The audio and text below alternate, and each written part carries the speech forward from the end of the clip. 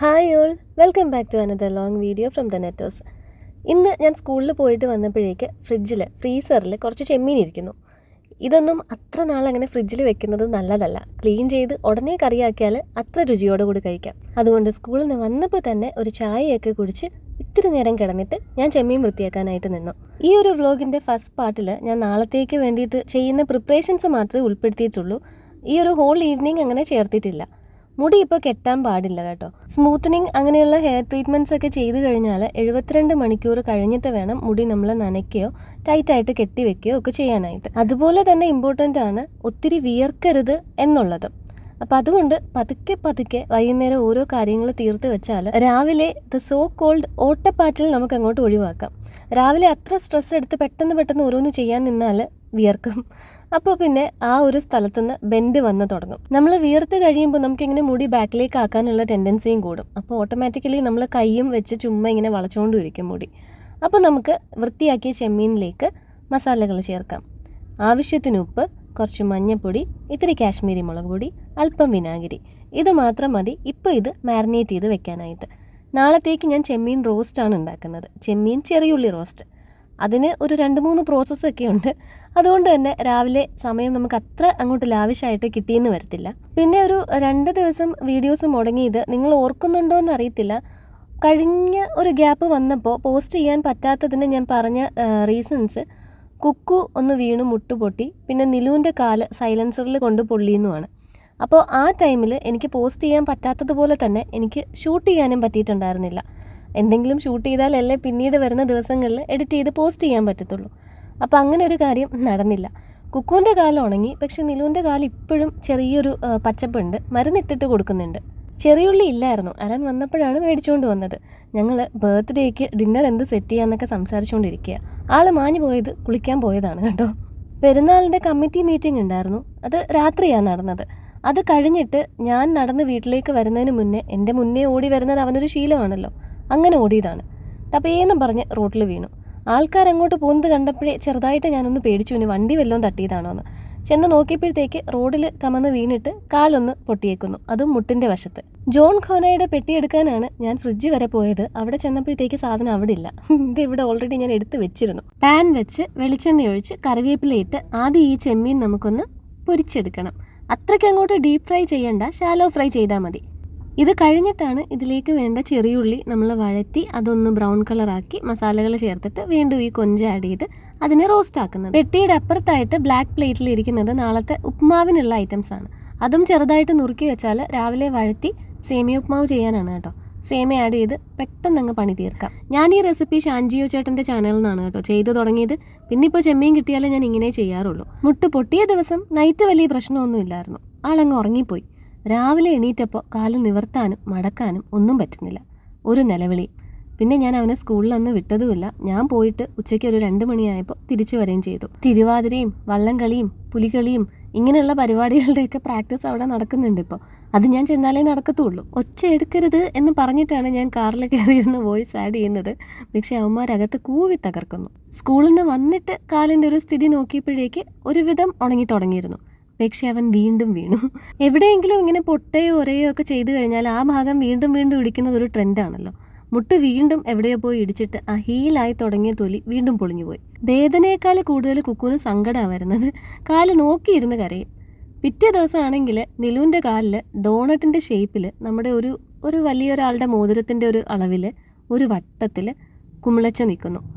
അത് കറക്റ്റ് മുട്ടിന് തൊട്ട് മേലെയായിട്ടാണ്. സ്ഥിരമായിട്ട് പോണിറ്റെയിൽ കെട്ടുന്നത് കൊണ്ടാണ് ആ ബാക്കിൽ ഒരു ചെറിയ പൊക്കം മുടിയുടെ ഇടയിൽ തോന്നിക്കുന്നത്. 2ാമത്തെ സെറ്റിങ്ങിൽ അതങ്ങ് ഓക്കെ ആവും. ഇനി നമുക്ക് പാത്രം വെച്ചിട്ട് ചെമ്മീൻ വറുത്തതിൻ്റെ ഓയിൽ കുറച്ച് അധികം ഉണ്ടായിരുന്നു. അതും ഒഴിച്ച് കുറച്ച് വെളിച്ചെണ്ണയും കൂടി ചേർത്തിട്ട് അല്പം പെരിഞ്ജീരകം ഇട്ട് പൊട്ടിച്ച് അതിലേക്ക് അരിഞ്ഞു വെച്ചിരിക്കുന്ന ഇഞ്ചിയും വെളുത്തുള്ളിയും പച്ചമുളകും ആദ്യം ചേർത്ത് കൊടുക്കാം. ഇതിൻ്റെ പച്ചമണം ഒന്ന് മാറുമ്പോൾ ഇതിലേക്ക് കൊച്ചുള്ളിയും ചെറുതായിട്ട് അരിഞ്ഞു വെച്ച സവാളയും ചേർത്ത് നന്നായിട്ട് വഴറ്റിയെടുക്കാം. നിലുവിനോട് ചോദിച്ചപ്പോൾ എങ്ങനെയാ പറ്റിയതെന്ന് അവൻ അറിയത്തില്ല എന്ന്. വടയൊക്കെ ഇരിക്കത്തില്ലേ, അതുപോലെ മുട്ടിന് മീതെ ഞാൻ നേരത്തെ പറഞ്ഞ പോലെ ഒരു മോതിരത്തിൻ്റെ അളവിൽ അങ്ങനെ ഇരിപ്പുണ്ട്. അപ്പോൾ രാത്രി ഞാൻ അതിൽ മരുന്നങ്ങ് വെച്ചു കൊടുത്തു. രാവിലെ ആൾ എണീറ്റപ്പോഴത്തേക്ക് അത് മൊത്തം പൊട്ടി. ആ മരുന്ന് വെച്ചതിൻ്റെ ആവണം. തല വിയർക്കുന്നുണ്ട്. ഇടയ്ക്കിടയ്ക്കുള്ള പരിപാടിയാണ് കേട്ടോ ഇത്. അമ്മ ഇപ്പം ഇങ്ങെത്തും. അമ്മയ്ക്ക് പല്ലിന് ചെറിയൊരു വേദന. അങ്ങനെ ഡെൻറ്റിസ്റ്റിനെ ഒന്ന് കൊണ്ട് കാണിക്കാൻ പോയേക്കുവാണ്. നോക്കിയപ്പോൾ പോടായിട്ടൊന്നുമില്ല, പക്ഷെ എന്തോ ഒരു കളറിലൊരു വ്യത്യാസം ആ ഒരു പല്ലിന് മാത്രം, അണപ്പല്ലിന്. ചെറിയുള്ളിയും സവാളയൊക്കെ നന്നായിട്ട് വഴന്ന് വരുമ്പോൾ അതിലേക്ക് പൊടികളായിട്ട് മഞ്ഞൾപ്പൊടി, കുറച്ച് സാദാ മുളക് പൊടി, നിറത്തിനായിട്ട് കുറച്ച് കാശ്മീരി മുളക് പൊടിയും കൂടെ ചേർത്ത് നന്നായിട്ട് ഇതൊന്ന് മൂപ്പിച്ചെടുക്കാം. ഇത് മൂത്ത് വരുമ്പോഴേക്ക് നമുക്കിതിലേക്ക് നേരത്തെ ഫ്രൈ ചെയ്ത് വെച്ചിരിക്കുന്ന ചെമ്മീൻ ആഡ് ചെയ്ത് കൊടുക്കാം. ഇനി ഇതെല്ലാം കൂടെ നന്നായിട്ട് ഇളക്കി തക്കാളിയും ഒരല്പം ചൂടുവെള്ളവും കൂടെ ചേർത്ത് അടച്ചു വെച്ച് വേവിച്ചെടുക്കണം. വെന്ത് വരുമ്പോൾ അതിലേക്ക് ഇത്തിരി കുരുമുളക് പൊടിയും കുറച്ച് ഗരം മസാലയും കൂടെ മേലെ തൂവി കൊടുക്കാം.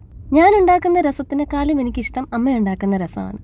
ഇഞ്ചിയും വെളുത്തുള്ളിയൊക്കെ ചതച്ചും ചെറിയുള്ളി ഉരിച്ചുമൊക്കെ ഇരിക്കുന്നതുകൊണ്ട് അമ്മയ്ക്ക് വന്ന് അതൊന്ന് കൂട്ടി തന്നാൽ മതി.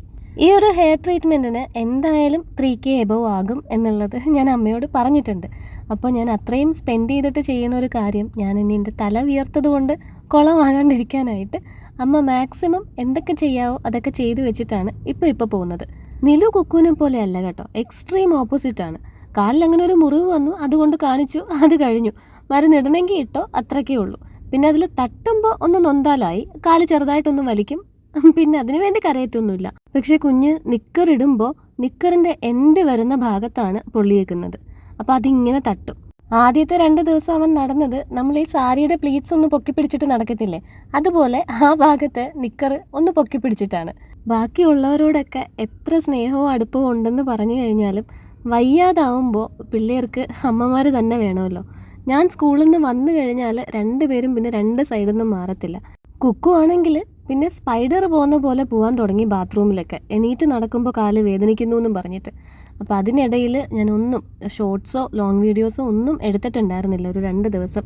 അങ്ങനെ അവന്മാരുമായിട്ടായിരുന്നു. ആ സമയത്ത് അങ്ങനെ വീഡിയോ എടുക്കാത്തത് കൊണ്ടാണ് ഇപ്പോൾ ഒരു ചെറിയ ലാഗ് വന്നത് വീഡിയോസ് എടുക്കാനായിട്ട്. പിന്നെ ബർത്ത്ഡേ വ്ളോഗൊക്കെ ഞാൻ എടുത്ത് വെച്ചിട്ടുണ്ട്. കുക്കുവിൻ്റെ എക്സാമും സ്റ്റാർട്ട് ചെയ്യുന്നു. അപ്പോൾ പെട്ടെന്ന് അതിങ്ങോട്ട് പോസ്റ്റ് ചെയ്യാനായിട്ട് ഞാൻ നോക്കാം. പൊതുവെ ഇങ്ങനെ പറഞ്ഞ് ഞാൻ കേട്ടിട്ടുണ്ട്, കുറച്ച് സബ്സ്ക്രൈബേഴ്സൊക്കെ ആയി കഴിയുമ്പോൾ പിന്നെ ഇതുപോലെ വല്ലപ്പോഴും ഒക്കെ വന്ന് വീഡിയോ ഇടുമെന്ന്. പക്ഷേ അതങ്ങനെ ഒന്നും അല്ല കേട്ടോ. നിങ്ങൾക്ക് ഊഹിക്കാമല്ലോ, 2 പേർക്കും ഈ നടക്കാനും ഓടാനുമാണ് ബുദ്ധിമുട്ടുണ്ടായിരുന്നത്. അല്ലെങ്കിൽ അവന്മാരെങ്ങനെ അങ്ങ് ഓടിക്കളിച്ചോളും എന്നെ അങ്ങ് വെറുതെ വിട്ടിട്ട്. പക്ഷേ ഇത് മടിയിൽ തന്നെ ഇപ്പോൾ TV ഒക്കെ ഇട്ടാലും ആലൻ്റെ കൂടെയാണ് നിലു കിടന്ന് ഉറങ്ങുന്നത്. പക്ഷെ എന്നാലും ഈ വേദനയൊക്കെ വരുമ്പോൾ പതുക്കെ ഇങ്ങ് വന്ന് എൻ്റെ ദേഹത്തും ചാരി അങ്ങനെ അങ്ങിരിക്കും. കാണുമ്പോൾ എനിക്കും വിഷമം, ആലനും വിഷമം. അങ്ങനെ ഓരോരുത്തരുടെ വിധം പൊക്കിയും എടുത്തുമൊക്കെ 2-3 ദിവസം എങ്ങനെയോ കഴിഞ്ഞു പോയി. ഇപ്പോൾ 2 പേരുടെ കാലും ഓക്കെ ആയി. കുക്കുവിൻ്റെ നല്ല പോലെ ഉണങ്ങി. നിലുവിനൊരു ഇത്തിരി പച്ചപ്പും കൂടി ഉണ്ട്. പക്ഷേ മുമ്പഴത്തെ പോലെ അങ്ങനെ നിക്കറൊന്നും പൊക്കി പിടിക്കുന്നൊന്നുമില്ല കേട്ടോ.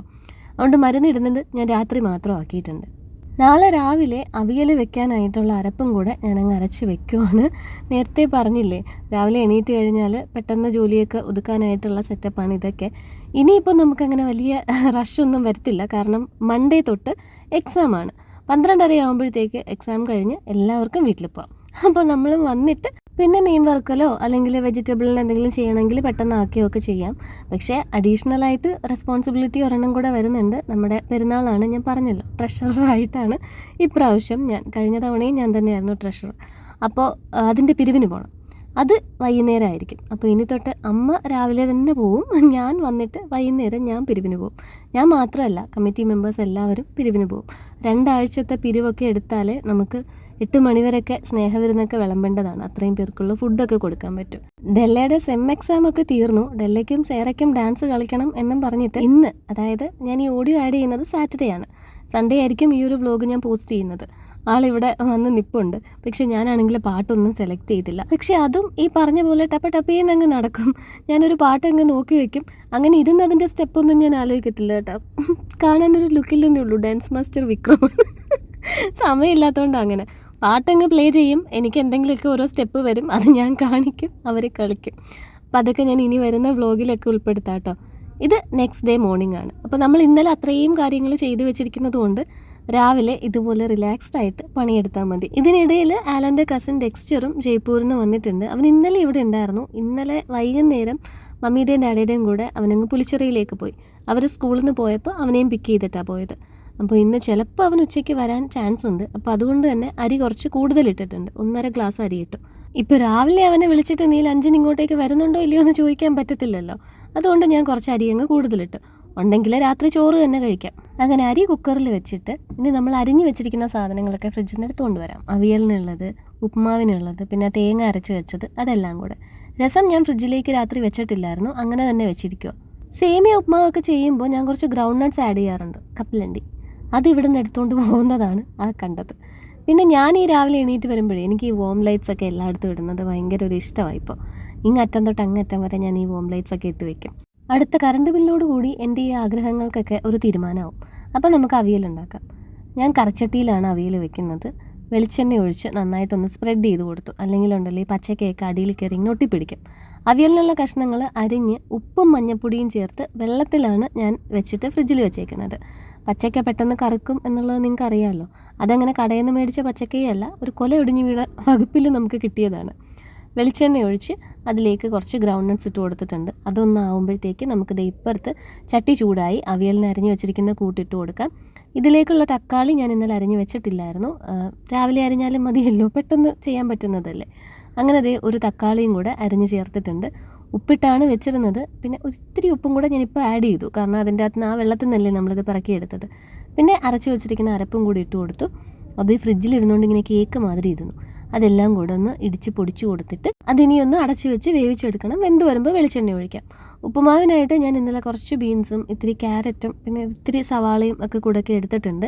അതെല്ലാം കൂടി ഇട്ട് കൊടുത്തു. നല്ല രീതിയിൽ അതൊന്ന് വഴറ്റിയിട്ട് ഒരു പിടി തേങ്ങ അതിലേക്ക് ചേർത്ത് കൊടുക്കുന്നുണ്ട്. സേമിയ ഉപ്പുമാവിൽ തേങ്ങ ചേർക്കുന്നതിന് നല്ല ടേസ്റ്റാണ് കേട്ടോ. കുക്കുവിന് ഇത് ഇഷ്ടമേ അല്ല. ഞാൻ സേമിയ ഉപ്പുമാവ് ചെയ്യുമ്പോൾ ഇതുപോലെ ഒത്തിരി പച്ചക്കറികൾ ചേർക്കും.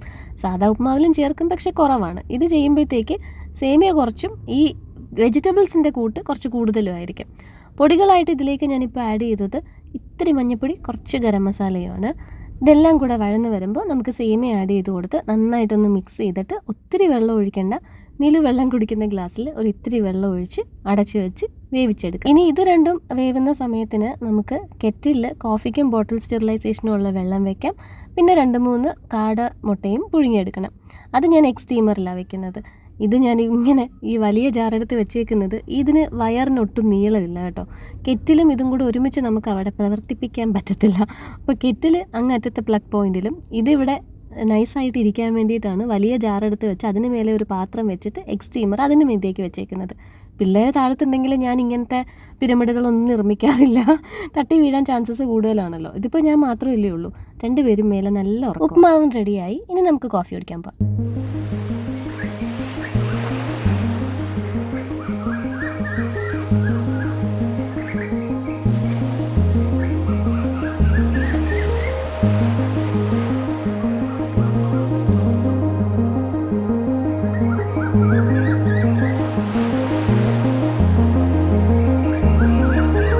കഴിഞ്ഞ ദിവസം ഞാൻ പറഞ്ഞില്ലേ നമുക്ക് ഫ്രഷ് മീനൊക്കെ കിട്ടാൻ തുടങ്ങിയിട്ടുണ്ടെന്ന്. ഇതാണ് സംഭവം. ടൈം ടേബിൾ അങ്ങോട്ട് ഗ്രൂപ്പിൽ പോസ്റ്റ് ആയാൽ പിന്നെ കുക്കു സാറിന് ഇതാണ് കേട്ടോ പ്രശ്നം. ഇങ്ങനെ ഇരുന്ന് ചോദിക്കും, മമ്മ ഞാൻ പഠിച്ചു തീരുമോ? മലയാളം എത്ര ദിവസം കൊണ്ട് പഠിക്കണം? ഹിന്ദി എത്ര ദിവസം കൊണ്ട് പഠിക്കണം? ബാക്കി സബ്ജക്ട്സ് ഒന്നും നമുക്കൊരു വിഷയമേ അല്ലാത്തത് കൊണ്ട് അതിനെക്കുറിച്ചൊന്നും ചോദിക്കും. അമ്മ എപ്പോഴും പറയും കേട്ടോ, കുക്കു എന്നെ പോലാണ്. പണ്ട് എല്ലാ പരീക്ഷയ്ക്ക് മുമ്പ് എനിക്കൊരു പനി വരുമായിരുന്നു എന്ന് പേടിച്ചിട്ട്. അങ്ങ് വാനക്കോണിൽ മഴ റെഡിയായിട്ട് നിൽപ്പുണ്ട്. ഇപ്പോഴൊന്നും പെയ്യത്തില്ല.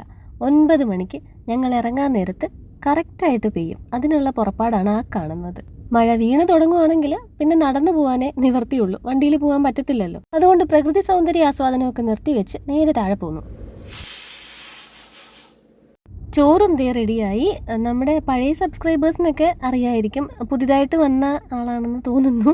കുക്കറിൽ ചോറ് വെക്കുന്നത് പറയാവോ എന്നൊരു കമൻറ്റ് ഇപ്പോൾ സബ്സ്ക്രൈബേഴ്സ് കുറച്ച് പേര് വന്നു കഴിഞ്ഞാൽ അതിലൊരാളെങ്കിലും കമൻറ്റ് ചെയ്യാറുണ്ട്. കുക്കറിൽ ചോറ് വയ്ക്കാൻ ഒത്തിരി വെള്ളം എടുക്കണം. അവിടെ നമ്മൾ ഇത്തിരി വെള്ളത്തിലൊക്കെ ചോറ് വെച്ച് കഴിഞ്ഞാലാണ് കുഴഞ്ഞു പോകുന്നത്. ആ കുക്കർ നിറയെ അങ്ങ് വെള്ളം എടുക്കണം. എത്ര അരിയാണ് ഇടുന്നതെങ്കിലും ഒരുപാട് വെള്ളം എടുത്താൽ ചോറ് കുഴഞ്ഞു പോകത്തില്ല.